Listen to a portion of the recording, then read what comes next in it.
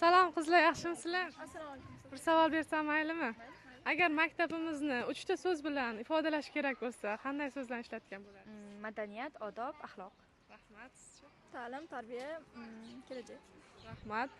Agar 3 ta fan tanlash kerak bo'lsa, maktabda, yuqori sinfda qaysi fanlarni tanlagan bo'lardingiz? Ingliz tili, informatika и matematika. Sizcha? Rus tili, angliyskiy, informatika. Rahmat. Salom qizlar, yaxshimisizlar? Bir savol beraman, maylimi? Agar maktabimizni 3 ta so'z bilan ifodalash kerak bo'lsa, qanday so'zlarni ishlatgan bo'lardingiz? Ta'lim oladigan joy, do'st orttiradigan joy, rivojlanish. Rahmat. Agar keyin savolim, agar maktabimizda yuqori sinflarda 3 ta fan o'qitilishi kerak bo'lsa, 3 ta fandan qaysilarini tanlagan bo'lardingiz? Ingliz tili, tarix, matematika. Adabiyot. Siz alohida. Shu matematika, angliyskiy, adabiyot. Rahmat katta. Sog' bo'lasizlar.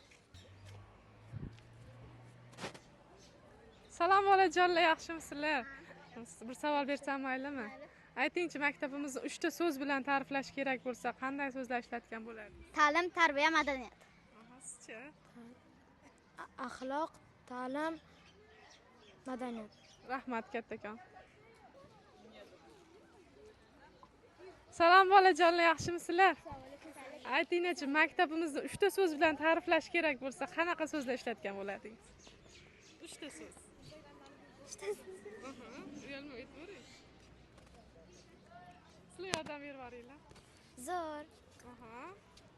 chiroyli. Aha. Bilim maktabi. Bilim dargohi. Sizcha?